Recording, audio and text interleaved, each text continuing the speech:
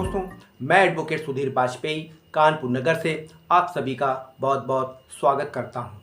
आज मैं आपके समक्ष बहुत ही महत्वपूर्ण जानकारी लेकर उपस्थित हुआ हूं, लेकिन उससे पहले दोस्तों, यदि आपने मेरे चैनल को अभी तक सब्सक्राइब नहीं किया है तब आप प्लीज़ मेरे चैनल को शीघ्र सब्सक्राइब कर लें ताकि कानून की महत्वपूर्ण जानकारी आपको प्राप्त होती रहे।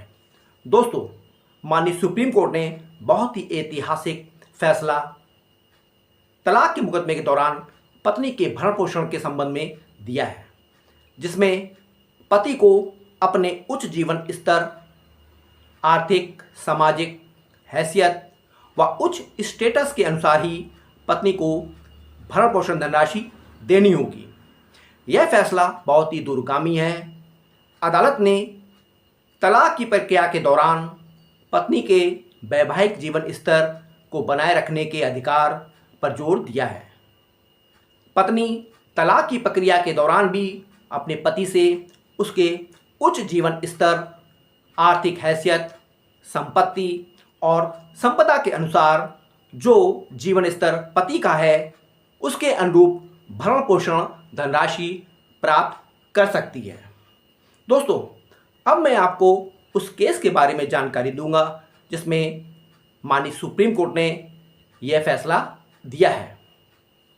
माननीय सुप्रीम कोर्ट के ऑनरेबल जस्टिस विक्रमनाथ और honourable justice Prasanna B Varale ने राजीव वर्गीस बनाम रोजी चक्रमकिल फ्रांसिस के केस में यह फैसला दिया है। अब मैं आपको इस केस के फैक्ट के बारे में संक्षिप्त जानकारी दूंगा।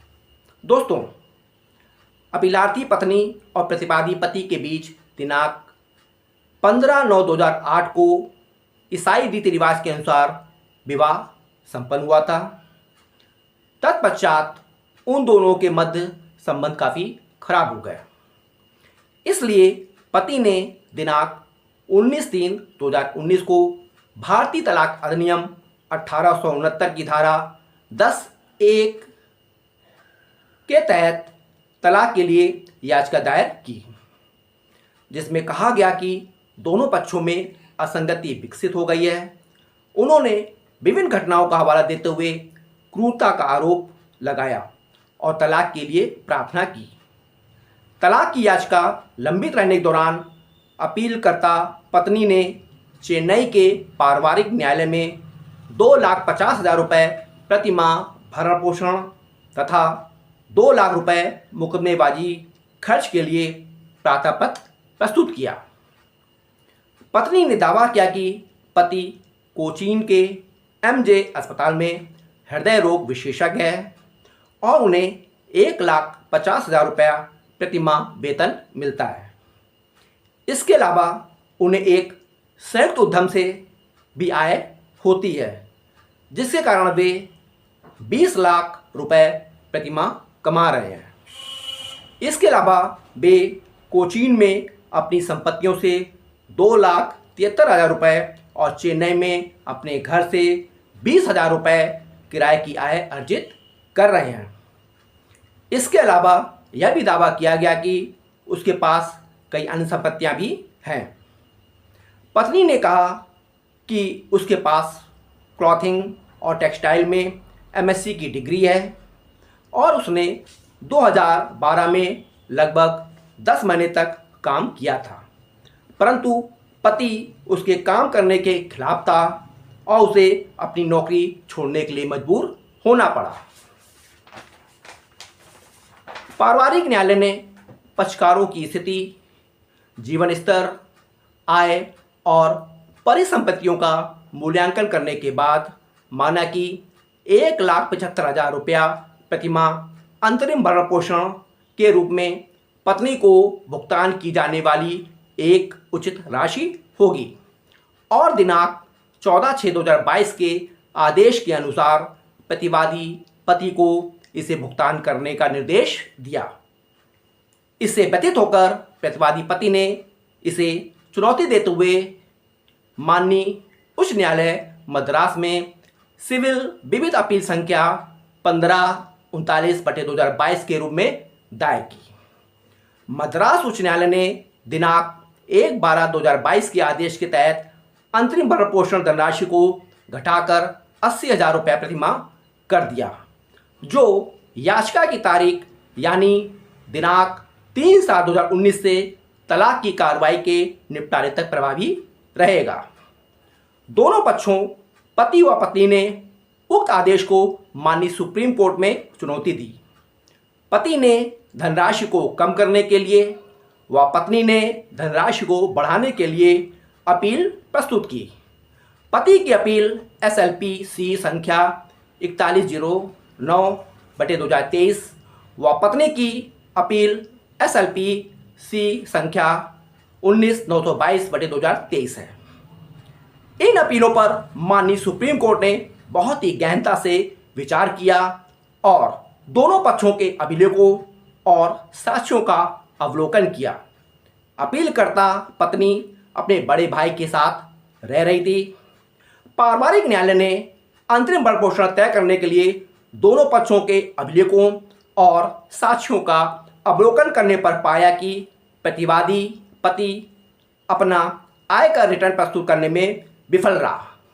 हालांकि अपीलकर्ता द्वारा प्रस्तुत किए गए दस्तावेज और इस संबंध में दोनों पक्षों के साक्ष्य स्पष्ट रूप से इस तथ्य को दर्शाते हैं कि पति कार्डियोलॉजी में एक प्रसिद्ध विशेषज्ञ है और उसके पास कई मूल्यवान संपत्तियां हैं और वह अपने पिता का एकमात्र कानूनी उत्तराधिकारी है जिनका निधन हो चुका है। वह अपनी मां और खुद के स्वामित्व वाली संपत्तियों से आय अर्जित कर रहा है और यह भी पाया गया कि उसके पास एक स्कूल है, हालांकि ये घाटे में चल रहा है। हालांकि प्रतिवादी इस आशय का कोई भी सबूत पेश नहीं कर पाया। पारिवारिक न्यायालय ने यह भी नोट किया कि प्रतिवादी ने विशेष रूप से कहा है कि जब दोनों पक्ष एक साथ रह रहे थे तो उन्होंने घरेलू काम और रखरखाव में उनकी सहायता के लिए 24 घंटे 7 दिन के आधार पर 2 नौकरानियों को रखा था और अपीलकर्ता इन सुख सुविधाओं का आदी है। इसलिए पारिवारिक न्यायालय ने प्रतिवादी की स्थिति, जीवन स्तर, आय स्रोत, संपत्ति, उसके कब्जे, अधिकारों और दायित्वों की तुलना की और इस पर विचार करने के बाद पारिवारिक न्यायालय ने प्रतिवादी द्वारा अपीलकर्ता पत्नी को याचिका प्रस्तुत करने की तारीख 3/7/2019 से लेकर तलाक याचिका के निपटारे तक प्रति माह अंतरिम भरण पोषण के रूप में 1,75,000 रुपया का भुगतान करना उचित पाया। दूसरी ओर माननीय उच्च न्यायालय मद्रास ने पति की अपील को स्वीकार करते हुए पारिवारिक न्यायालय के आदेश को संशोधित करते हुए 80,000 रुपया प्रति माह अंतरिम भरण पोषण भत्ता निर्धारित किया था। माननीय सुप्रीम कोर्ट ने तथ्यों का गहनता से निरीक्षण करने पर पाया कि मद्रास उच्च न्यायालय ने प्रतिवादी की आय से संबंधित कुछ महत्वपूर्ण पहलुओं को अनदेखा कर दिया है जिन्हें पारिवारिक न्यायालय ने देखा था। इसके अलावा यह भी रिकॉर्ड में है कि अपीलकर्ता पत्नी काम नहीं कर रही है क्योंकि उसने शादी के बाद अपनी नौकरी छोड़ दी है।